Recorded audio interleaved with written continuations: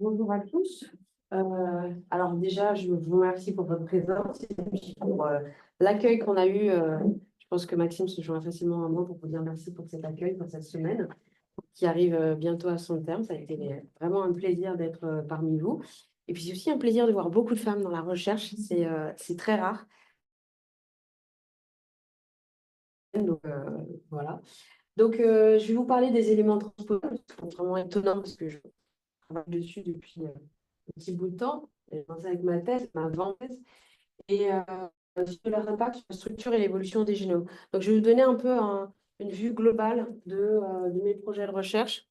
Et sachant que je suis aussi enseignante-chercheuse ou chercheur, avec un E, à l'Université de Montpellier, je tenais également à vous parler un petit peu de ce qu'on fait en termes d'enseignement très rapidement.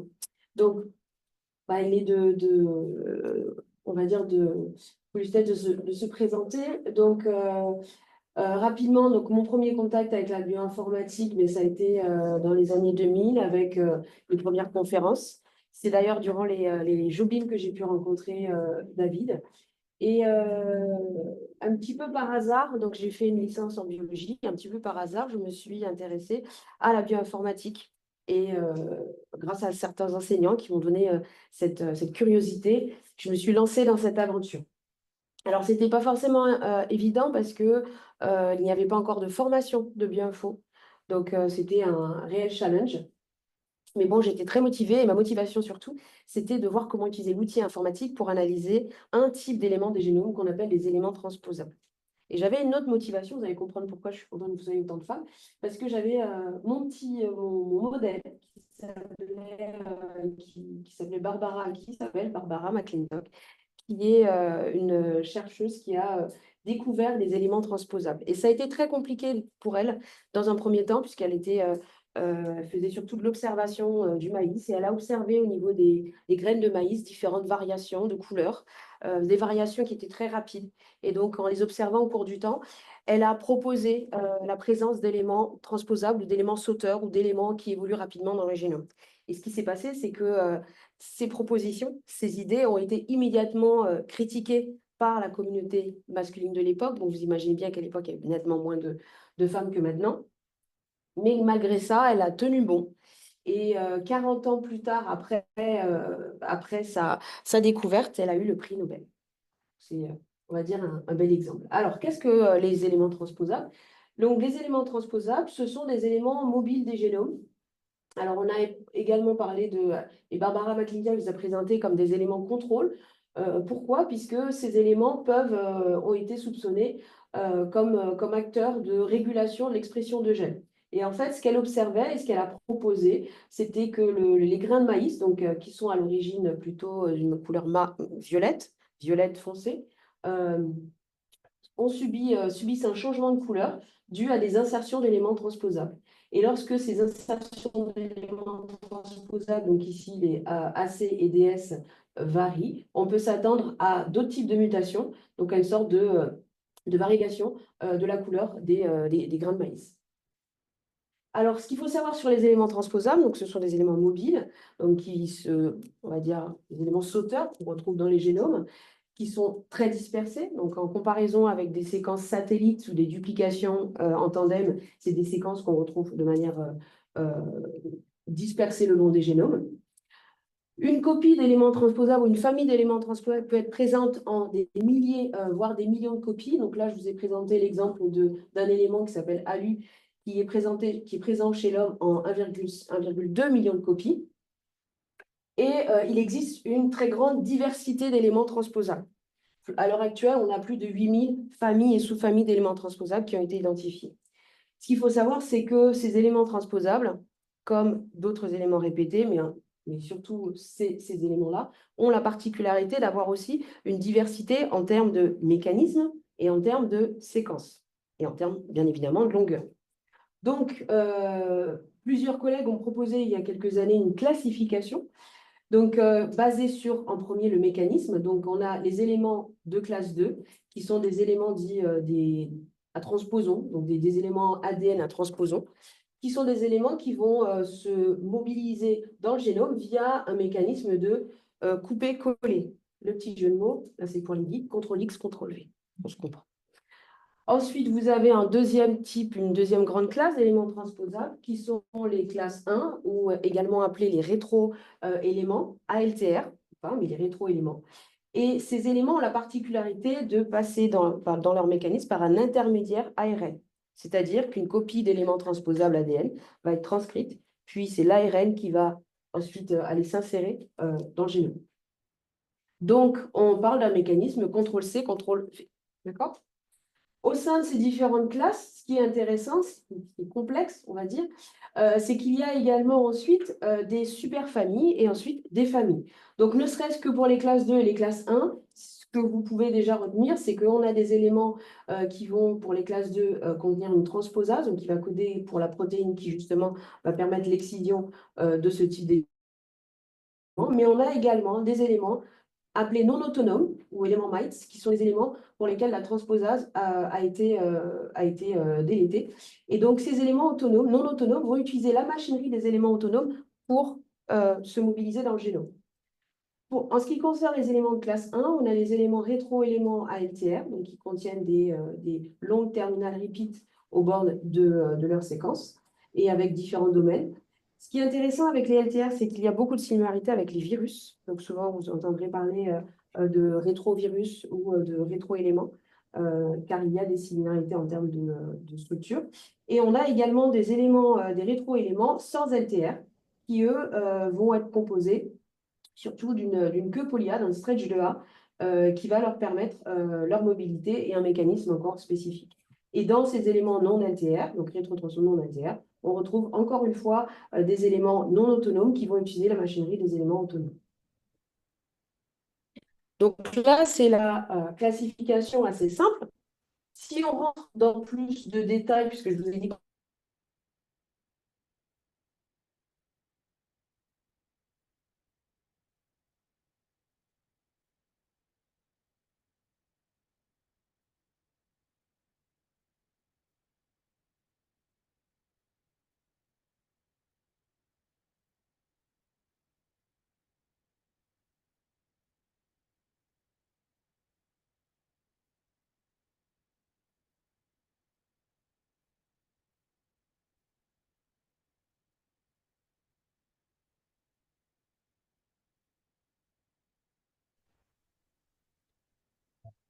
j'ai perdu ma présentation. Hop.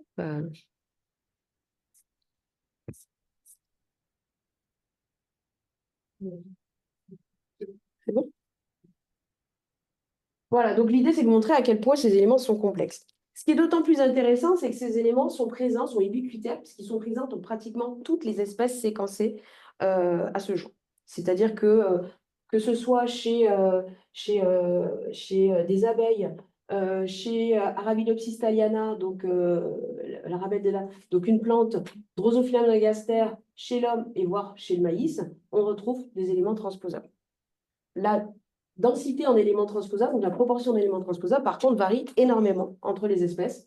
Ce qui est toujours assez intéressant, et je ne sais pas si vous étiez au courant, mais dans notre génome, on a plus de 60% de notre génome qui est composé d'éléments transposables, ce qui est quand même assez important. Chez le maïs, ça monte à 90%, et chez nos espèces adorées, on n'est pas loin des 60-70%. Ce qu'il faut savoir également, c'est que ces éléments transposables ne s'insèrent pas de manière aléatoire le long du génome. Donc, on a des régions, donc ici je représente un chromosome, et on a des régions qui vont être plus propices à l'insertion des éléments transposables. Généralement, c'est les régions avec un faible taux de recombinaison qui, du coup, vont être acceptrices de ce type d'éléments qui peuvent être très délétères, donc qui auront tendance à éviter les gènes. Et ce qui est d'autant plus complexe, c'est que ces éléments adorent s'insérer les uns dans les autres. Donc, on a souvent des éléments emboîtés. Et là, c'est un exemple chez le maïs où vous avez le premier niveau d'emboîtement et vous pouvez voir ici les différents niveaux d'emboîtement des insertions d'éléments transposables. Ce qui peut nous donner une idée de la datation, puisque du coup, de manière logique, l'élément le plus conservé, ou en tout cas celui qui est le moins coupé, le moins fragmenté, est l'élément le plus récent. Excusez-nous, on ne voit plus la présentation. Hop. Alors, Merci pour l'info. Je vais essayer.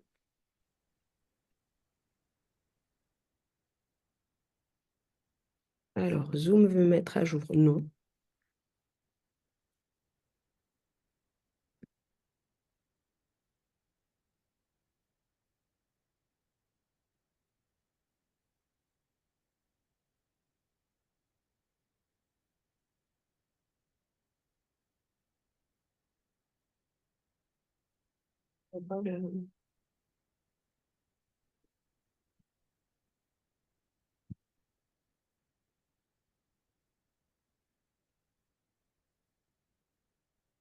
Non, je vais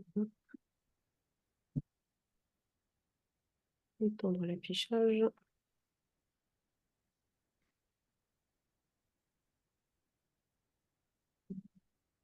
J'arrive plus à accéder au menu Zoom.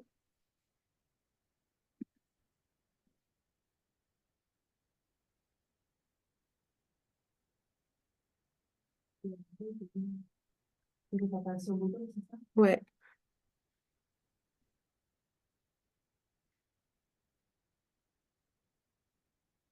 Je refasse le partage.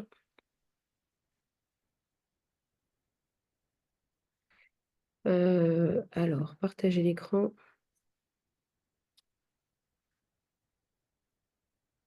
Donc, je ne sais pas si vous voyez mon écran. Je pense qu'ils sont sur le mauvais. Non, toujours pas.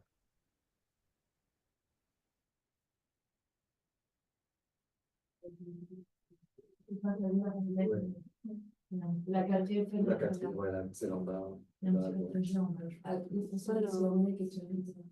Où je suis. Voilà. Là, voilà. Ouais. Et là, est-ce que c'est bon? On voit le bureau de l'ordinateur.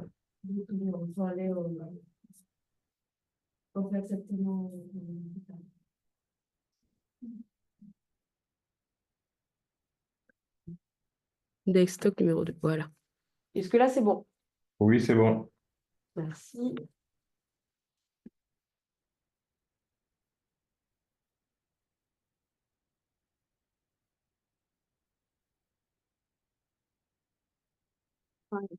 Alors, désolée. Donc voilà, donc l'idée c'était de vous montrer à quel point les éléments transposables sont des éléments complexes des génomes, de par leur diversité, de par leur densité, mais également de par leur mécanisme de transposition, ce qui rend bien évidemment leur détection beaucoup plus complexe.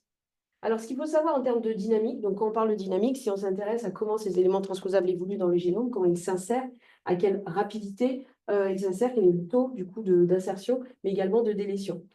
Donc, de manière très schématique, ici, je vous présente, vous avez un génome de référence dans lequel vous avez en vert un gène et en bleu un élément transposable. Donc, imaginons qu'on parte avec un génome de référence, ou en tout cas un premier individu, après un certain stress. On s'attend à avoir une activité d'éléments transposables, un regain de l'activité des éléments transposables, et donc l'insertion de nouvelles copies de cet élément transposable d'origine. Bien évidemment, l'insertion, si elle se fait de manière homogène le long du génome, on s'attend à ce que les insertions à proximité des gènes ou dans certaines régions subissent plus de mutations, donc ici représentées ici en rouge, ou également des insertions et des substitutions, alors que d'autres insertions d'éléments transposables, qui peuvent potentiellement s'insérer à proximité des gènes, pourront participer à la structuration des génomes, par exemple en initiant la formation de duplication. Donc ici, je vous présente l'exemple d'une duplication segmentaire, donc une duplication qui comprend l'élément transposable ainsi que le gène contigu. Et donc, lorsqu'on va séquencer un génome, ce qu'il faut savoir, c'est qu'on va regarder, donc c'est comme si on prenait une photo d'un individu à un moment donné, et ce qu'on regarde, bien évidemment, c'est la conséquence d'une dynamique d'éléments transposables.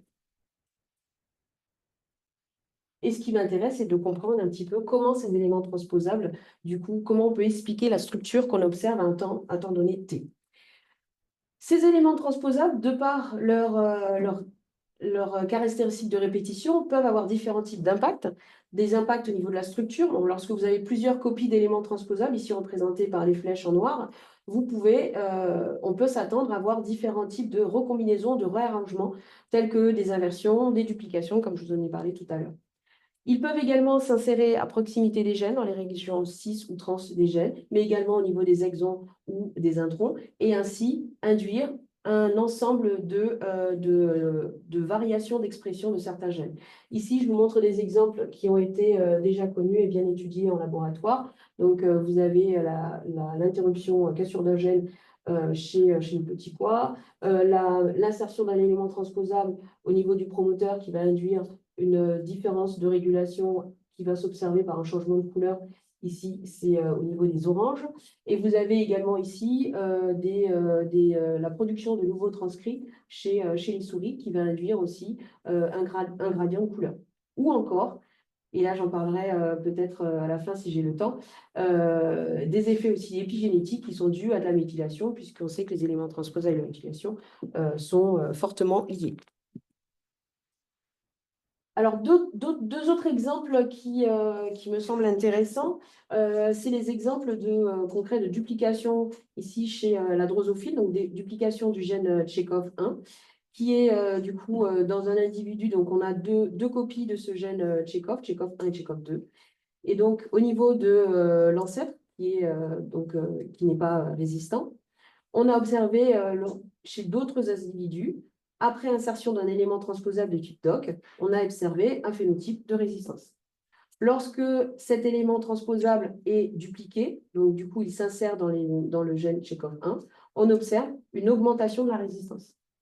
Donc ça veut dire que certaines copies, certaines insertions d'éléments transposables peuvent avoir des impacts sur la résistance. Un autre cas aussi intéressant, c'est également sur la résistance aux insecticides. C'est au niveau du gène très connu RDL, pardon. Et c'est les études de Rémanent et al. De 2013 qui ont montré que par recombinaison ectopique entre un élément Rho, donc un élément transposable, entre deux éléments Rho dans le génome, à proximité du gène RDL, on observe la présence d'une duplication qui va du coup induire également de la résistance aux insecticides. Un autre exemple assez sympa et surtout visuel, qui a été reporté en 2016, c'est l'impact d'une insertion d'éléments transposables, donc ici CARB-T1, au niveau d'un gène spécifique associé à la coloration donc du phallène du bouleau. Donc c'est un papillon qu'on trouve souvent à proximité des grandes villes et qui a l'habitude de se fondre justement phallène du bouleau au niveau des arbres, donc du bouleau, pour éviter les prédateurs. Et ce qui est assez cool en fait, c'est que alors que de manière on va dire, plus ancestrale, ces espèces avaient une coloration proche du bouleau, donc qui était plutôt grisée. Lorsqu'il y a eu énormément de construction d'usines dans certaines régions, ce qu'on a observé, c'est que les bouleaux, en tout cas les arbres, avaient changé de couleur et que par la suite, seuls les individus qui s'étaient également adaptés, qui avaient changé de couleur, pouvaient continuer à éviter les prédateurs. Et récemment, il y a eu un papier, malheureusement, que je n'ai pas pu rajouter, qui parle également de l'impact des éléments transposables sur la perte de la queue chez les hominidés, donc c'est-à-dire chez les grands singes. Donc, en fait, c'est très cool. Voilà. Ça, il faut... Alors, dans le cadre de ma recherche, donc je suis professeure en bioinformatique, du coup, je m'intéresse à étudier ces éléments transposables, leur dynamique. Mais pour ça, j'utilise mes compétences en bioinfo pour développer des outils bioinformatiques afin de les détecter et d'analyser la dynamique de ces éléments. Par la suite, une fois que j'ai développé ces différents outils, je m'intéresse surtout à la structure des génomes. Et donc, pour ça, on va étudier différentes espèces. C'est pour ça que, du coup, je ne suis pas espèce spécifique, mais j'intéresse à plein d'espèces différentes. Et je vais également m'intéresser au processus d'adaptation, donc comment les éléments transposables s'impliquent dans ces processus d'évolution de type adaptation. Et là encore, on a plein d'espèces très intéressantes et je vous parlerai du coup de quelques exemples. Alors, je vais très vite, parce que du coup, j'ai quelques questions sur mon parcours.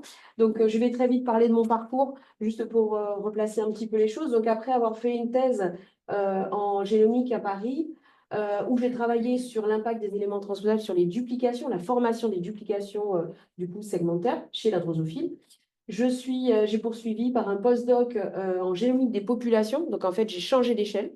Je suis intéressée à une échelle plus large, à l'université de Stanford, pour étudier, toujours chez la drosophile, la dynamique et l'évolution des éléments transposables. Ce qui a été très intéressant, c'est de montrer que alors, dans un premier temps, c'est qu'il a fallu effectivement estimer la fréquence de population des insertions d'éléments transposables. Donc, il a fallu mettre en place des approches pour comparer et définir la présence-absence de chaque élément transposable dans un génome de référence, dans un ensemble de populations. Et à partir de là, on a pu estimer, donc mettre en place différentes catégories de fréquences d'éléments transposables. Donc, les éléments transposables qui étaient très rares dans les populations, rares, communs et fixés. Et comme attendu, on a vu que les éléments de type ADN, qui sont connus pour être beaucoup plus anciens, sont généralement fixés dans les populations. C'est-à-dire qu'au final, lorsqu'un élément est fixé, ça veut dire qu'il est commun à tous les individus, donc il est ancestral, il est juste inséré et maintenu dans les génomes, alors que d'autres éléments, type LTR, donc, sont des éléments qui sont connus pour être beaucoup plus récents, et c'est exactement ce qu'on voit ici, puisque ces éléments apparaissent, font partie de la catégorie généralement très rare et rare, et donc ça veut dire que c'est des éléments qui sont insérés dans quelques individus dans la population. Ensuite, ce qui a été intéressant, c'est d'essayer d'expliquer pourquoi justement on observait ces différences et quelles étaient les caractéristiques dans le génome qui pouvaient expliquer ce profil de fréquence. Et donc pour ça, j'ai développé une approche pour estimer le taux de recombinaison le long du génome de Drosophila melanogaster et ensuite essayer de mettre en lumière quels étaient les facteurs qui pouvaient expliquer cette distribution d'éléments transposables et cette fréquence d'éléments transposables chez Drosophila melanogaster. Et ce qui en est ressorti, c'est que les trois facteurs importants sont forcément le nombre de copies polymorphiques, c'est-à-dire que plus on a de copies forcément dans le génome, et des copies qui sont présentes ou absentes, plus on aura de recombinaisons et plus du coup la dynamique sera importante. De la même manière, lorsqu'on a de la recombinaison, on s'aperçoit que dans les régions à faible taux de recombinaison, on a généralement une plus forte densité en éléments transposables, alors que dans les régions à fort taux de recombinaison, qui correspondent chez Melanogaster aux régions qui sont riches en gènes, bien évidemment, on aura tendance à purger les séquences d'éléments transposables, puisqu'elles peuvent être délétères et donc avoir un coût pour l'organisme. Et ensuite, bien évidemment, plus un élément transposable va être long, plus la probabilité qu'il recombine avec d'autres éléments transposables va être importante. Et donc, ça va être également un facteur important pour expliquer ce pattern de fréquence populationnelle. Alors actuellement, donc depuis 2013, je suis maître de conférence à l'Université de Montpellier et j'ai rejoint le laboratoire qui s'appelle l'Institut des sciences de l'évolution et plus précisément l'équipe PHIMOL pour phylogénie évolution moléculaire.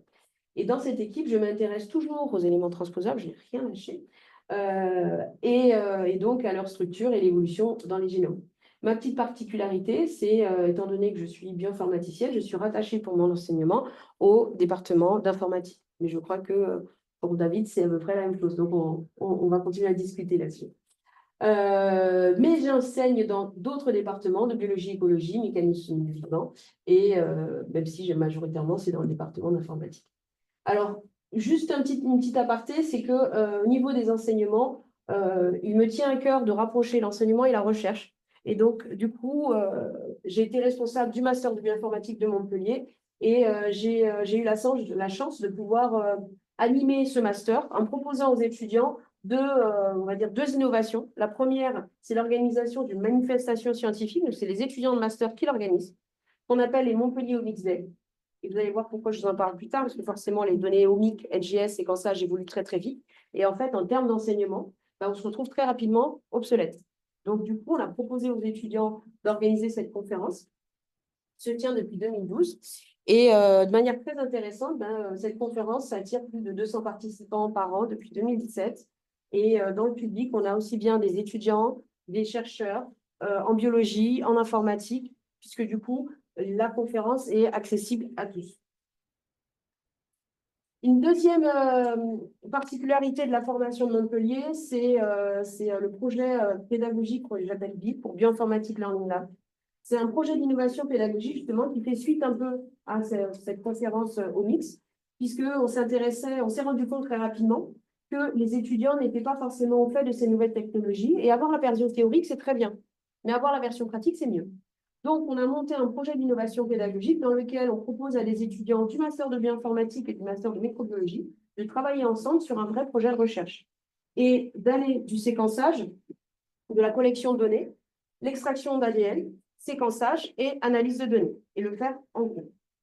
Et donc, on a, grâce à Jean-Christophe Havard, qui est chercheur également à l'ISEM, chercheur IRDien, on travaille depuis 2018 sur l'herpès virus de poisson et on s'intéresse, et alors ce qui est intéressant, c'est qu'après chaque passage, on a observé des variations de morbidité et de mortalité et on a pu, en séquençant ces différents passages avec les étudiants, donc à chaque fois on leur donne chacun un passage par exemple, donc chacun va avoir son jeu de données, mais on a pu identifier une délétion de 1,3 kb dans une l'ORF 150 qui semble, alors on l'a ensuite validé par expérimentalement, qui apparaît comme étant associé à la tendance.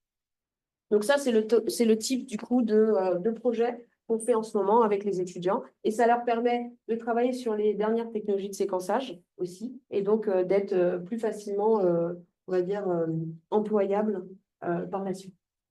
Donc ici, c'est ce que je vous disais tout à l'heure. Donc on essaye vraiment d'aller du début jusqu'à la fin de la chaîne avec les étudiants, échantillonnage, extraction, séquençage, et analyse bioinfo jusqu'à la valorisation. Pour ça, on a également dédié des environnements spécifiques.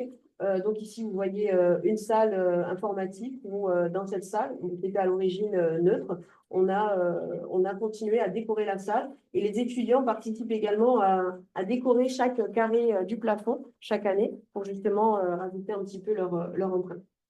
Dans le cas de ce projet à l'heure actuelle, on a monté une collaboration avec Oxford Nanopore de manière à avoir des prix préférentiels sur les produits, donc sur les pucelles et sur les produits, et aussi de cette manière à avoir un échange de compétences et pour nous tenir aussi à jour de toutes ces compétences. Hop. Alors, je vais revenir sur mes projets de recherche. Et je pense que dans un premier temps, ça peut être important de rappeler d'un peu l'historique du séquençage, mais surtout, qu'est-ce qu'on obtient à l'issue du séquençage. Donc, bon, je pense que vous avez tous entendu parler en séquence, mais qu'est-ce que ça veut dire concrètement? Ça veut dire qu'on va lire l'ADN. Lire l'ADN, c'est que généralement, on va passer, donc on avait pendant longtemps la technologie Sanger, et maintenant la technologie, deuxième technologie de séquençage, qu'on appelle aussi technologie Illumina ou NGS, pour Next Generation Sequencing, nous permet de séquencer des petits fragments de molécules d'ADN. À partir de ces petits fragments, on peut obtenir ce qu'on appelle des lectures courtes, puisqu'on va lire l'ADN, ou lectures. Et ces lectures vont pouvoir, soit dans un premier temps, être assemblées, donc on va obtenir des contigs et des scaffolds, qui nous permettent d'obtenir un génome de référence. Ce qu'il faut savoir, c'est qu'à l'heure actuelle, si vous allez sur le site de Gold,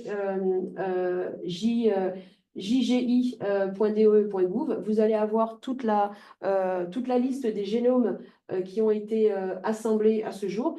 Et ce qui est intéressant, malheureusement, c'est que la majorité des génomes assemblés à ce jour sont ce qu'on appelle en statut de draft, c'est-à-dire qu'ils ne sont pas complets.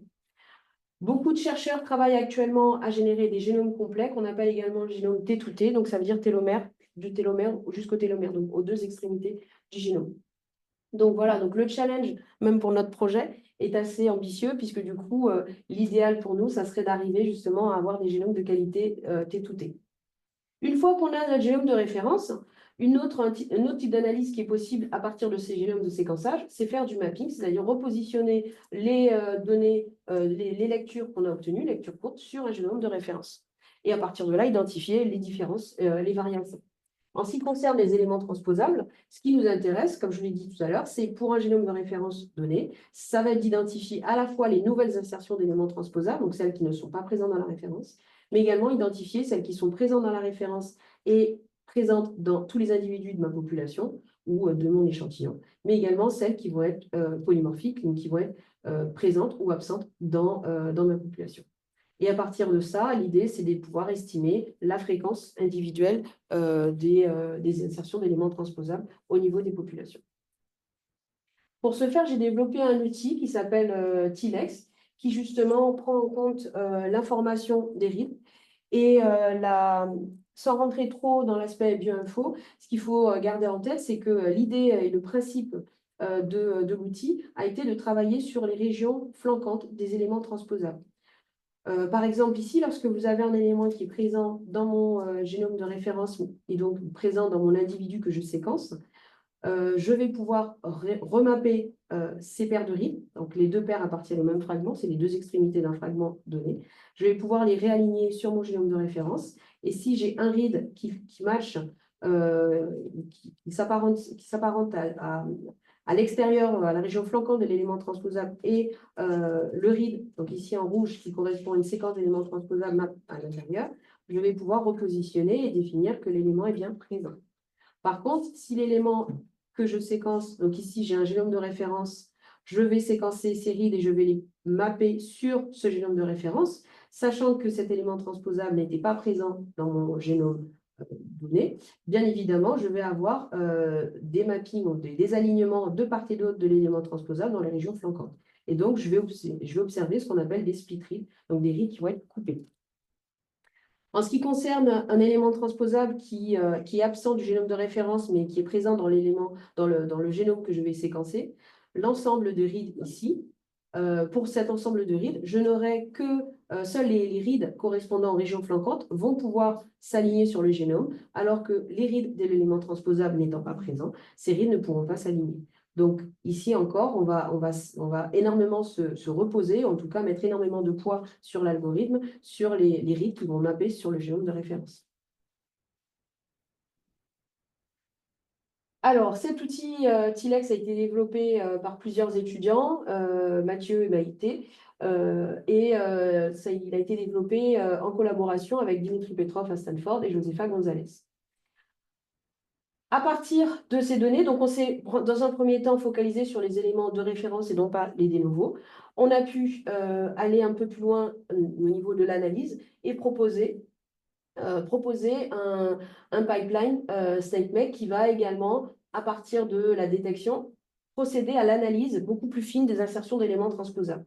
Donc, ce que je ne vous ai pas dit tout à l'heure, c'est que lorsqu'un élément transposable s'insère dans le génome, vous allez avoir au niveau du site cible une duplication de ce site, puisqu'on va avoir une cassure double brin d'ADN. Et cette cassure double brin d'ADN n'étant pas en bouffant, on va avoir généralement une digestion des nucléases et des bouts cohésifs qui vont être réparés par la suite. Et ces petits bouts, et donc ce système de procédure de réparation, va induire une duplication du site cible.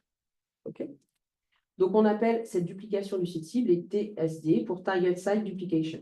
Et donc, ces TSD vont nous donner des informations beaucoup plus fines sur si l'élément s'est inséré, comment il s'est inséré et sur l'âge de l'élément transposable. Donc, à chaque fois, on essaye de compléter des approches très simples de détection avec nos connaissances sur la biologie des éléments transposables. Une fois qu'on a effectivement détecté la présence, l'absence et des traces spécifiques des éléments transposables, dans ce pipeline, on va combiner l'ensemble de ces informations de manière à estimer la fréquence de population. Et cette fréquence de population, ici malheureusement, désolé, la résolution n'est pas très bonne, on a réfléchi à une version poolée et une version individuelle, puisque également dans certains laboratoires, sachant que le séquençage peut avoir un certain coût, on peut être amené à pooler nos individus. Alors ici, je vous montre juste ce qu'on appelle un benchmark. Donc, c'est une comparaison qui a été effectuée avec différents outils développés et dans le même optique. Et donc ici, vous voyez le TILEX 3, puisqu'on est maintenant à la version 3 de cet outil. Et en fait, ce qui est intéressant, c'est que la version 3 donc, est spécifiquement dédiée pour les éléments de référence, mais pas les éléments non référence.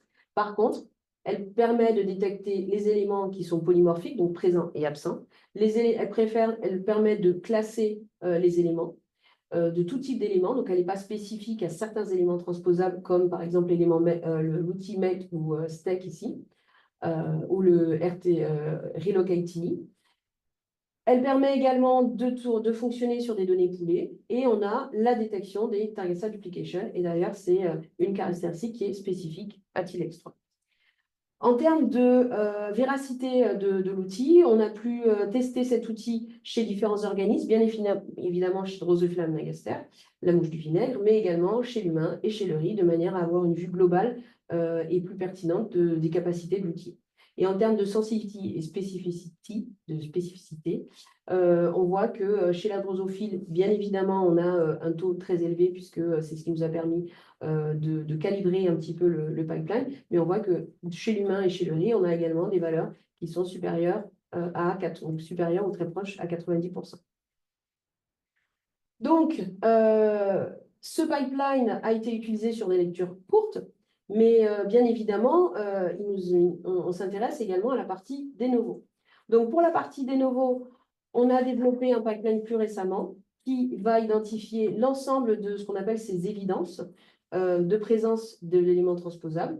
Et on a pu comparer ces résultats avec d'autres outils et montrer que les outils les plus performants, donc même si quand en bioinformatique on développe des outils, on aime bien dire mon outil c'est le meilleur, on est aussi des scientifiques, donc il faut également admettre que certains outils peuvent être plus intéressants, plus pertinents. Et là, ce qui est surtout intéressant, c'est que ce n'est pas un seul outil qui est plus pertinent, c'est une combinaison d'outils, donc Population TI2 et TFLOW. Voilà, hop. Alors, bien évidemment, lorsqu'on travaille sur les éléments transposables et on s'intéresse à tout ce qui est technologie de séquençage, il faut se tenir à jour sans arrêt des dernières nouveautés. Et au début de mon poste ici à Montpellier, j'ai eu la chance de pouvoir travailler encadrer un étudiant, Rajiv Makok, qui est actuellement assistant de professeur à Johns Hopkins, pour essayer de tester la véracité de la technologie 10X TrueSeq Illumina. Donc, c'est une technologie qui proposait de faire des longs reads synthétiques. Donc, on utilise la technologie short reads, sauf que une fois qu'on a la molécule d'ADN, en fait, on va procéder à un système de barcoding. Donc, c'est-à-dire qu'on va prendre des grands fragments et pour chaque grand fragment, on va les découper et mettre des barcodes spécifiques. En gros, on triche un peu. Vous imaginez le puzzle derrière lequel vous metteriez, par exemple, un numéro pour différents types de pièces.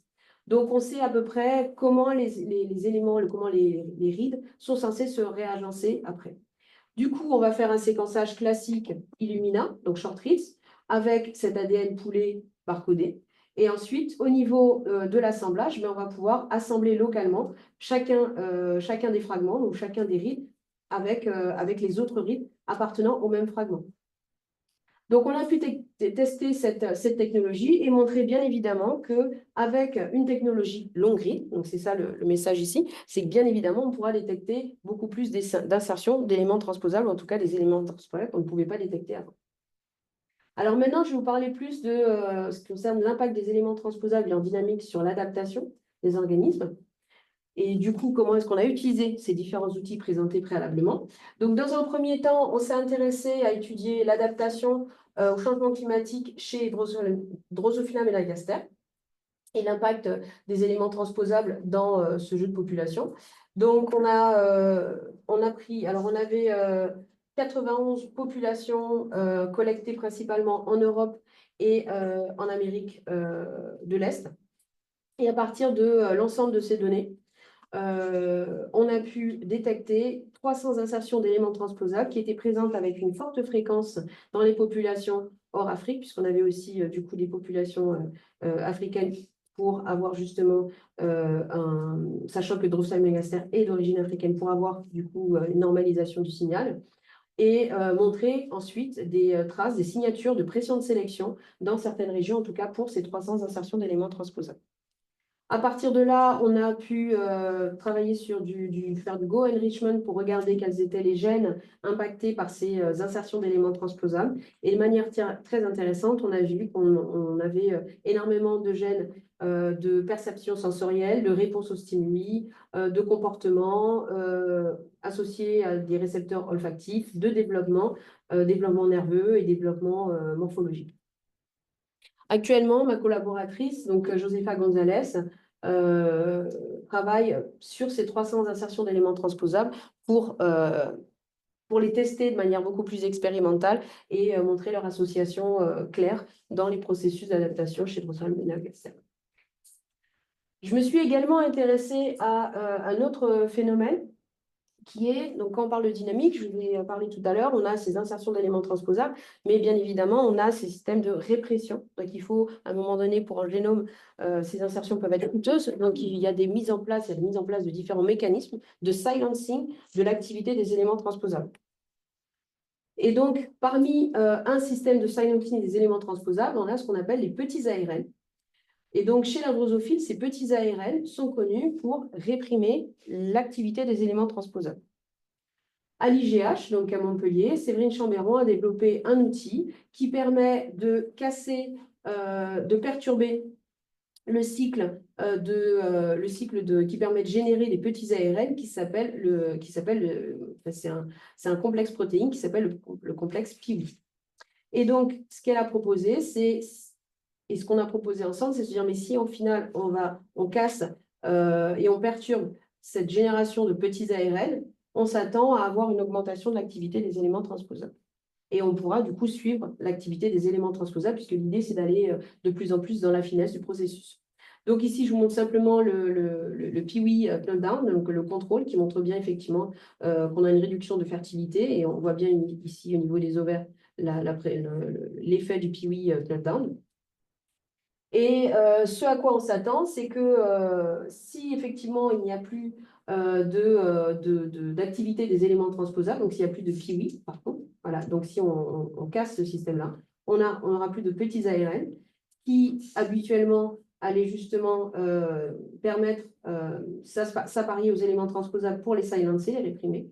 Et donc, du coup, si on n'a plus ce système-là, on s'attend que les séquences d'éléments transposables vont pouvoir faire leur petit chemin, donc passer des cellules folliculaires, passer par la reverse transcriptale, je suis là sur les éléments ATR, les rétroéléments, et aller s'insérer au niveau des noyaux des ovocytes.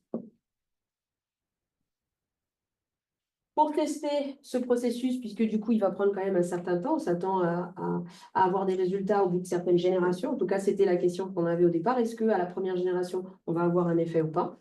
Ce qu'on a fait, c'est qu'on a induit ce stress dans un pool de drosophiles de laboratoire et on a ensuite attendu à la génération suivante pour séquencer en parallèle plusieurs drosophiles issus de cet individu qui a été préalablement stressé. On a ensuite utilisé les différents outils dont je vous ai parlé préalablement pour calculer le nombre de nouvelles insertions, donc par famille d'éléments transposables, nombre de nouvelles insertions, normalisé par le nombre d'insertions préalablement dans l'individu de départ, pour voir si effectivement on obtenait un ratio supérieur à 1. Et ce qui est très intéressant ici, c'est qu'on voit que chez certaines familles d'éléments transposables, on a bien un ratio supérieur à 1 et donc une augmentation du nombre de copies d'éléments transposables. Cette augmentation est spécifique à des éléments rétro-éléments ATR. Et on a pu valider pour certaines insertions d'éléments transposables par PCR la présence de ces nouvelles insertions.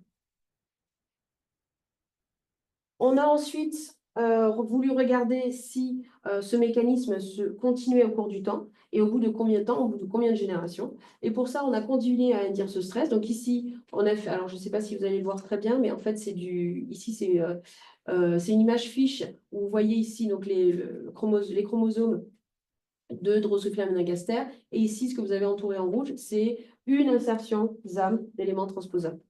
Et après 73 générations, donc après la 60e génération, on a refait cette analyse fiche pour identifier le nombre de copies d'éléments transposables.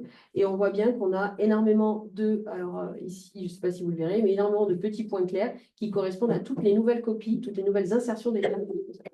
Okay. De la même manière, on a utilisé notre outil pour détecter si pour ces familles préalablement sélectionnées, on avait bien une augmentation du nombre de copies. Et on voit de manière significative que pour les âmes et les G-twin, on a bien un nombre de copies qui augmente au cours du temps. Là, je voulais simplement vous montrer un autre exemple qui était assez intéressant chez un insecte qui vit en Antarctique, qui s'appelle Belgica antarctica. Et c'était un travail assez marrant puisque ce qui est intéressant avec cet insecte, qui est le seul à vivre en Antarctique, c'est qu'il arrive à vivre dans des températures vraiment extrêmes, avec des vents violents, avec des périodes de dessiccation, donc de sécheresse importante, avec une exposition à la fonte des glaces d'eau douce et d'eau forte, et d'eau de mer. Donc c'est une oscillation entre eau douce et eau saline, et des expositions intenses aux ultraviolets. Et donc, l'idée, c'était de savoir est-ce que chez un insecte, quelle est la densité et proportion d'éléments transposables et quelle est la dynamique des éléments transposables. Dans un premier temps, on a estimé la taille du génome. Donc, on a séquencé son génome. Ma collègue a été sur place pour aller extraire quelques insectes et elle est revenue avec l'ADN. Avec cet ADN, on a pu faire de la cytométrie de flux. On a également utilisé une approche par camère, c'est-à-dire qu'on va découper le génome en tout petits bouts et ensuite essayer de compter le nombre de petits bouts du génome non répétés. Et on a bien évidemment utilisé aussi les approches d'assemblage classiques dont je vous ai parlé préalablement. Et ce qui est très intéressant ici, c'est que vous voyez que la taille de génome estimée pour chacune des méthodes, en fait, varie très peu, puisque là, on est à du 98-99 mégabases, ici 98 mégabases avec l'approche camère, et avec l'assemblage à 89,5 mégabases. Donc là, la question a été de dire, OK, on a un génome qui a l'air, en tout cas la taille de génome a l'air d'être déjà très petite, donc ça c'était assez intéressant. Et par la suite, donc c'est l'un des plus petits génomes d'insectes détectés à ce jour. Et donc par la suite, on s'est dit, mais du coup, est-ce qu'il y a des éléments transposables dans ce génome? Donc là, on a fait du travail, on va dire, du travail dans le détail, puisqu'on a essayé de détecter les différentes insertions d'éléments transposables, et on a détecté moins de 1% d'éléments transposables, ce qui coïncide avec un processus d'adaptation, on va dire, un processus d'adaptation fini. Et on a pu détecter en détail les seuls rites qui correspondaient à des séquences d'éléments transposables qui étaient souvent aux extrémités ou aux bornes de nos protiques. Par la suite, on a essayé de replacer Belgica antarctica dans la phylogénie des différents insectes. Et là, j'ai repris la phylogénie du papier Néné 2017, où vous voyez justement les drosophiles, qui ont un génome plutôt d'une centaine de mégabases à 300 mégabases. Et ensuite, les génomes de moustiques. Donc, on voit Anopheles gambia avec 272 mégabases. Les Aedes avec justement 1,3 gigabytes et Aedes albopictus avec un génome variant de 600 1,8 gigabytes et Culex avec 579 mégabytes.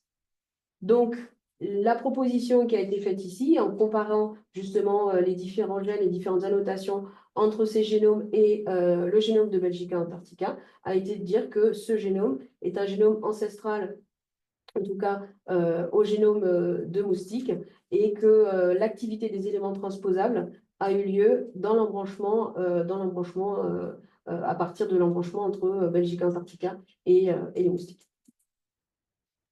Rapidement, un projet également qu'on a fait chez, cette fois-ci, Anopheles. On s'est intéressé au gène S1 qui est associé à la résistance aux insecticides. Donc, ce travail a été fait dans l'équipe de Mylène Vell avec Pierrick Labbé, Pascal Milesi et Benoît Assabin. Et là encore, on a utilisé les short reads Illumina.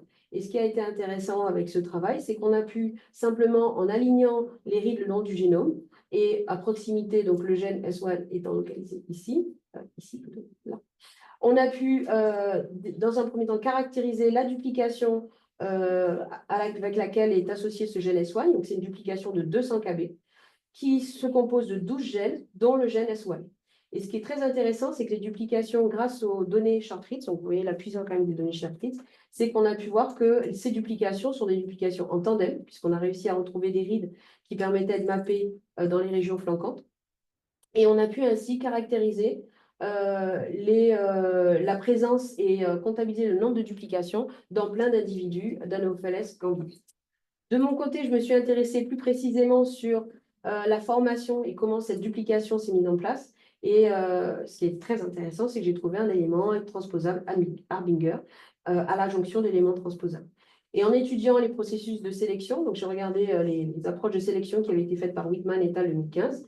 Ce qui est intéressant, c'est qu'on voit que les deux régions qui sont sous sélection positive, donc qui sont maintenues pour toutes ces duplications, sont la région du gène S1 et la région de l'élément Harbinger. Alors, là, ici, c'est simplement pour vous dire les différentes collaborations qui sont en cours. Et à ma petite fierté, c'est Caribionette. Voilà. Et pour finir, je voulais vous parler des implications dans la communauté. Donc, je suis également présidente de la Société française de bioinformatique.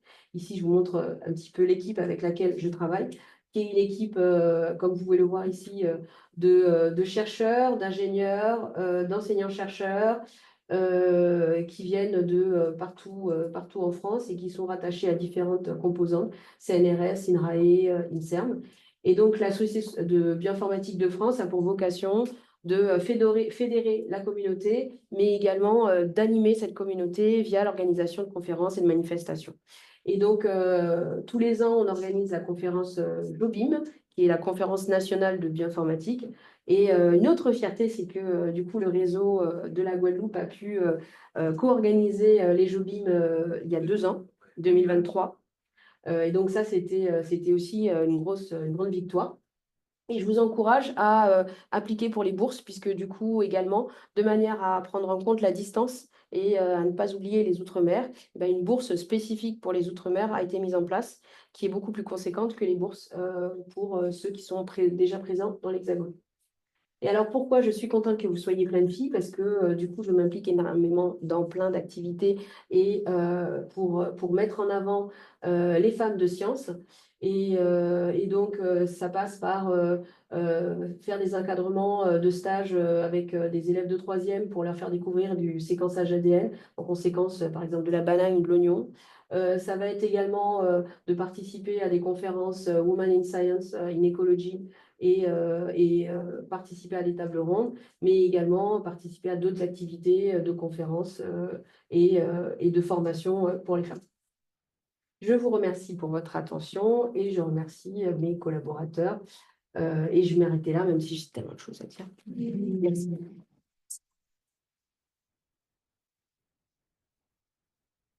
Merci pour cette présentation très inspirante. Il y aura des questions pour les collègues qui sont connectés dans les Zoom. Je ne sais pas s'ils entendent bien.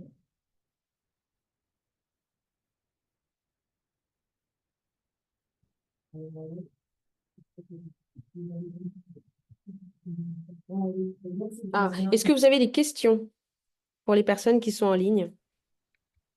Non, moi, bonjour, c'est Sylvina. Je suis arrivée très en retard, donc mais c'était super, ce que j'ai entendu, donc bravo.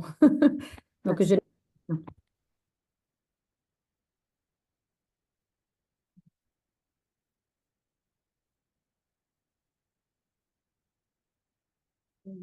Oui, pour lancer la dans l'article, oui. Vu qu'il y a 1% d'éléments transposables et que ça sous-entend que la transposition est finie. Enfin, que l'activité, ouais, est finie. Ouais. Ça sous-entend que donc, quand l'élément transposable il est fixé à la fin, donc, après, ce n'est plus un élément transposable et enfin, est-ce qu'il y a quelque chose qui change dans le génome? Oui. Ou qu'est-ce qui est modifié? Enfin, alors, on a des possibilités de dater les éléments transposables, dater leur insertion. Et ce qu'on s'est rendu compte, effectivement, c'est que on avait différents processus, on va dire, de vieillissement. Le premier processus, lorsqu'il y a accumulation de mutations, bien évidemment, l'élément, alors il peut y avoir aussi de la recombinaison, l'élément peut être complètement purgé, donc totalement éliminé, mais on peut avoir en effet une accumulation de mutations qui va conduire à la création de pseudogènes. Et donc, certaines insertions d'éléments transposables vont devenir des pseudogènes et peuvent, du coup, parce que du coup, ils codent pour certaines protéines, donc ils peuvent ensuite participer on va dire, à participer au génome, ou en tout cas à l'expression des gènes.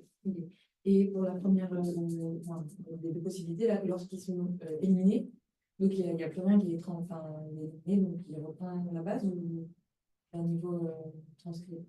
Ah, lorsqu'ils sont éliminés, en fait, ils sont excisés du génome. C'est-à-dire que tu vas avoir des processus de réarrangement qui vont s'exciser du génome. Cependant, pour ce type d'éléments transposables, cette famille d'éléments transposables, si tu as encore des familles, des éléments, des insertions qui sont actives, c'est-à-dire pleine longueur et qui peuvent transposer ou que la machinerie est disponible, tu peux avoir des nouvelles insertions qui vont se mettre en place. Mais effectivement, ce qu'on a remarqué, généralement, c'est qu'on a souvent des bursts de transposition.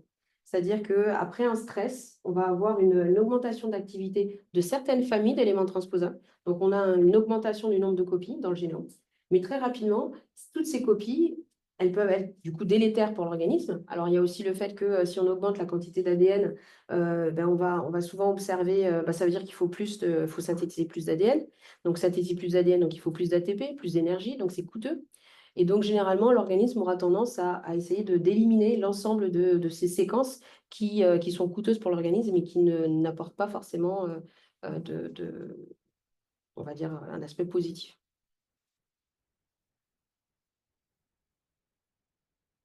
Moi, je continue. Ce qui est intéressant, c'est que quand même, effectivement, ça coûte de l'énergie de produire de l'ADN et au final, on a affaire à des génomes qui ont plus de la moitié, c'est des pourcentages astronomiques d'éléments transposables. Donc, quelque part, c'est sûr, ça donne de la souplesse. Est-ce que c'est lié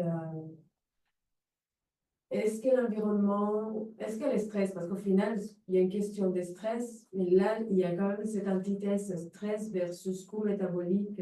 Tout à fait, tout à fait. Du coup, effectivement, cette balance entre les deux, alors on n'a pas forcément on n'a pas à l'heure actuelle un bon modèle justement pour étudier cette balance entre le coût métabolique et l'avantage d'avoir des insertions d'éléments transposables.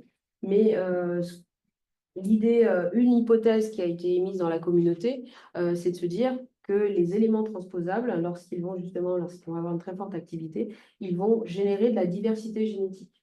Ils vont du coup générer des duplications, des inversions, changer l'expression des gènes, mais surtout augmenter le génome et proposer, on va dire, plusieurs possibilités. Donc, c'est-à-dire que si un organisme est en processus d'adaptation, c'est-à-dire qu'il vient de subir un stress important, on s'attend effectivement à ce qu'il y ait cette augmentation de taille de génome pour pouvoir permettre du au cas où, donc être prêt justement à s'adapter.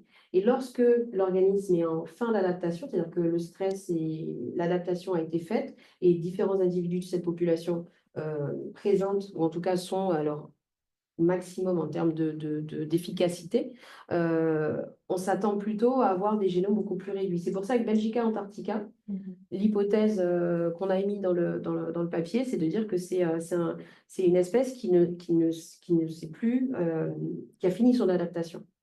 La drosophile, ce qui est intéressant, Drosophile megaster, c'est une espèce qui s'est adaptée, qui s'est propagée dans le monde, partout dans le monde sauf en Antarctique, en moins de 50 ans.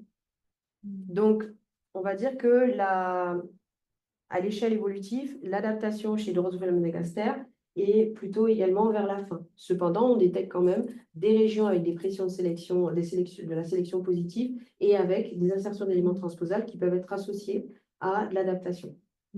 Et ce qu'on suspecte, c'est justement par contre, les génomes de moustiques. On s'attend à ce que, vu que on va dire la propagation est ongoing et en cours, on s'attend à avoir un génome beaucoup plus large. Et d'ailleurs, chez Aedes albopictus, le génome ancestral avait une taille de 600 mégas et le génome européen a une taille de 1,8 giga. C'est 3 fois la taille du génome. Et lorsqu'on regarde et lorsqu'on estime la quantité en éléments transposables dans ce génome, on observe 70% d'éléments transposables. Et pour Égypte, on a des indications sur le génome ancestral. Ça, c'est ce que j'aurais bien cherché, ça. Je ne sais pas si on pourrait retrouver effectivement ce type d'information, mais ça pourrait être effectivement intéressant puisque dans ce génome d'Aedes aegypti, on estime à 60% la quantité d'éléments transposables. Donc, ça veut dire qu'on aurait potentiellement en tout cas un processus qui serait similaire à celui d'Albopictus.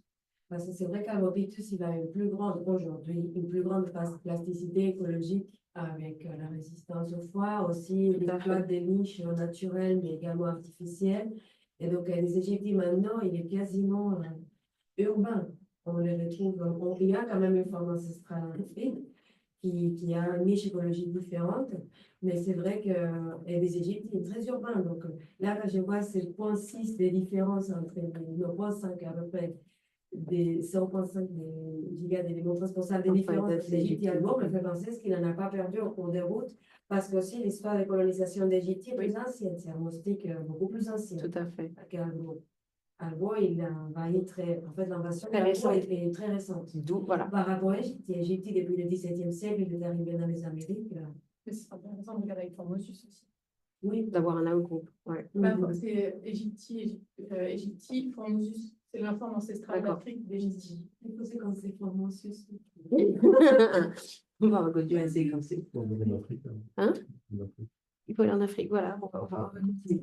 Elle est restée en Afrique, cette forme-là, et c'est en Égypte, en colonisant un peu partout, qui s'est transformée en Égypte. Ils sont séparés les deux formes, en fait. Il y a les Égyptes, Formosus. Ok.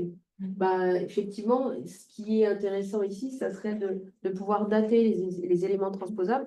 Et ce qu'on voit alors je ne vous ai pas parlé du projet, on a un projet champignon actuellement en cours avec Maxime. Donc là, on a réussi à séquencer, on a comme plan de séquencer 300 génomes de champignons. Mais les premiers génomes qu'on a réussi à séquencer, on a réussi à avoir des génomes T2T.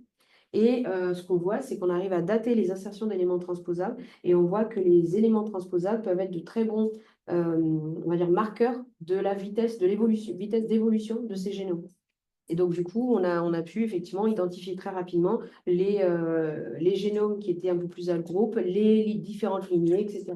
Juste en se basant sur les éléments transposables. Donc là, ça serait intéressant de le faire effectivement chez les AIDES. C'est génial. Et j'adore ce regard croisé entre les différentes espèces parce que si au final les questions de sélection sont différentes. Il y a d'autres. You girls, do you have questions? I know it's difficult because the presentation was in French, but you get, if you want to get adapted, you need transposable elements.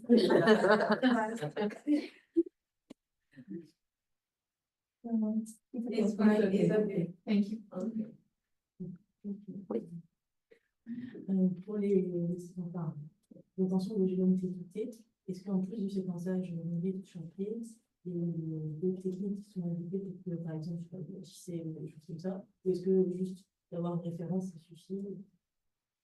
Alors, à l'heure actuelle, ne serait-ce que pour le génome humain, pour avoir un génome T2T, on va dire le mieux et l'ennemi du bien, ils ont mis toutes les technologies disponibles. C'est-à-dire qu'ils ont combiné du PacBio, donc du long-read PacBio avec du long-read Oxford Nanopore, avec de l'IC, donc c'est une technologie qui permet d'identifier les points de contact le long du génome et donc de réordonner et agencer le tout, avec du bionano, donc c'est un peu comme du marquage, du peignage moléculaire, donc mais l'idée c'est de mettre des marqueurs le long du génome et regarder justement ce qui s'aligne correctement. Et avec toutes ces informations-là, malheureusement, sur la dernière, donc je pense qu'il y a un papier qui va sortir dans pas longtemps, ou qui a dû sortir, mais sur la dernière version, donc encore un papier où on te dit le génome est fini. Non, il y a encore des trous, et ces trous correspondent principalement à des éléments transposables. Donc, du coup, il y a eu un travail qui a été fait par d'autres collègues pour justement essayer de combler ce trou. Parce que malheureusement, il y a certaines régions du génome aussi qui sont très difficiles à séquencer. Alors que ce n'est pas juste au niveau de l'assemblage qu'on a ce problème, mais il y a aussi ce problème au niveau du séquençage. Et il n'y a pas encore beaucoup d'études qui permettent de caractériser ces régions difficiles à séquencer, mais on suppose que les régions très riches en éléments en satellites, en microsatellites, les homopolymères par exemple, vont être plus difficilement séquençables. Ou lorsque la chromatine est très, très compacte aussi. Par exemple, le moustique, là, Alors, pour le moustique Aedes aegypti, on a la chance d'avoir 3 références, 3 versions. AEGL 3, 4 et 5. Alors, j'aime bien parce qu'on a un comparatif et puis maintenant, ils disent le 5 est meilleur, mais au final, le 3, il n'était pas si mal. Mais on a un génome de référence, en tout cas, qui date de 2017. Et donc, on va pouvoir effectivement ancrer toutes les informations, tous les reads qu'on aura générés sur ce génome pour pouvoir avoir une estimation de la couverture et ensuite voir si on a toutes les régions du génome. Pour l'instant, je ne vais pas spoiler, mais on a principalement les régions non répétées. Alors, on a commencé à faire des analyses parce qu'on s'est dit on ne part pas de la Guadeloupe sans faire des analyses. Parce qu'on a envie de savoir ce qui se passe. Donc, on a commencé à faire des premières analyses bioinfo pour regarder effectivement le nom du génome où se trouvaient les reads qu'on avait. Et ce qu'on voit, c'est qu'on a surtout les régions non répétées. Donc, c'est assez marrant parce que c'est 40, du coup, sur les 1,3 ou 1,4, voire peut-être un peu plus, c'est des estimations. On a 1 giga du génome. Et ça semble correspondre à ce type d'éléments. Et au contraire, sur le projet champignon sur lequel on bosse, juste le séquençage non-grid de la mémoire ne va avoir le T2T. T2T. Donc, ça va dépendre après de la complexité du génome, de la taille aussi, parce que le champignon est assez petit. Tout à fait. Alors après, ce qu'il faut dire, et Maxime ne le dit pas, c'est qu'il y a eu un gros travail sur l'extraction d'ADN. C'est-à-dire que l'étape clé du séquençage long-grid, ce n'est pas le séquençage, ce n'est pas la préparation de la librairie, c'est vraiment l'extraction de l'ADN. Et pour chaque espèce, on a besoin d'avoir un protocole dédié parce que forcément, entre un moustique, une drosophile, donc déjà la taille, on va dire, de l'espèce n'est pas la même. Pour le champignon, on a beaucoup de chitine aussi. Donc, du coup, comment se débarrasser de ces chitines? Donc, on a des protéines spécifiques. Et donc, il y a eu un gros travail pour designer ce protocole, comme on l'a fait pour Aedes. Donc, là, on est ravis. Un giga séquencé, un Guadeloupe avec Lino, c'est bien. Et ça ouvre, en tout cas, ça ouvre les champs d'action sur cet outil des langues qui est déjà sur place, on utilise un peu, mais c'est vrai il y a vraiment beaucoup à faire. Donc, merci beaucoup, on est ravis de vous avoir eu cette semaine. Partagé. Merci à vous. Merci.